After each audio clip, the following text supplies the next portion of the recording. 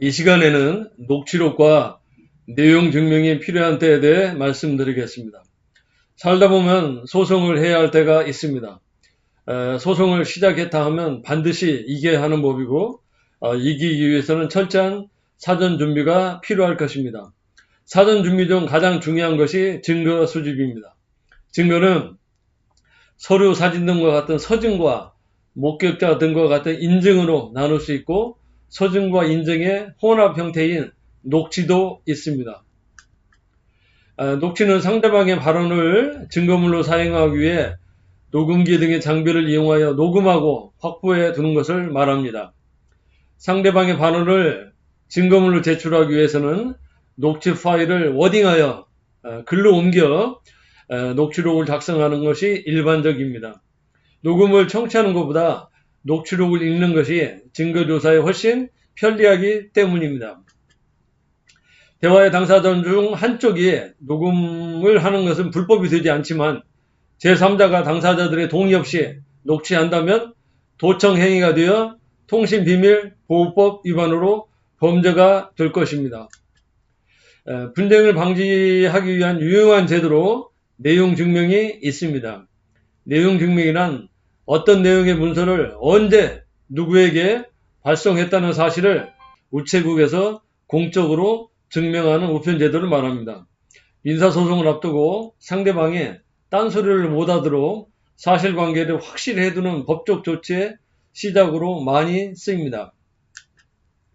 내용 증명을 우편으로 보내기 위해서는 똑같은 내용의 문서 3통이 필요합니다. 한 통은 우체국이 보관하고 한 통은 발신자가 보관하며 나머지 한 통은 수신자에게 발송합니다. 우체국은 내용 증명 문서를 3년까지 보관하며 발송인은 3년 이내의 기간에 한하여 열람이나 재증명을 요구할 수 있습니다. 내용 증명 통보는 다양한 용도로 활용되고 있지만 꼭 필요한 경우가 건물 임대차 계약 갱신 거절 또는 해대 의사표시를 할 경우입니다. 임대차 계약은 임대 기간이 만료되었다고 해서 당연히 종료하는 것이 아니고 양측에서 아무런 말이 없을 경우 종전과 동일한 조건으로 존속하게 됩니다.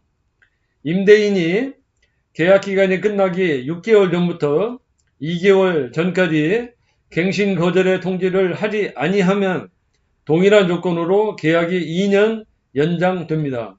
따라서 임대차 계약을 종료시키기 위해서는 갱신 거절 통지를 해야 하는데 이때 내용 증명을 활용하게 됩니다. 임차인도 임대차 기간이 끝나기 2개월 전까지 통지하지 아니한 경우에는 계약이 자동으로 2년 연장됩니다. 따라서 임차인도 임대차 기간을 끝내려 하는 경우 2개월 전까지 내용 증명으로 통보하는 것이 좋습니다. 만약에 내용 증명에 정한 기한까지 보증금이 반환되지 않을 경우 이 내용 증명을 가지고 보증금 반환 청구 소송을 제기할 수 있을 것입니다. 내용 증명 내용에 법률상 특별히 기재해야 하는 사항은 없으므로 본인의 이름과 주소, 상대방의 이름과 주소, 계약 갱신 거절 사유를 간단하게 표시하면 족할 것입니다. 이상 녹취록과 내용 증명이 필요한 경우에 대해 말씀드렸고 행정사 최수창이었습니다.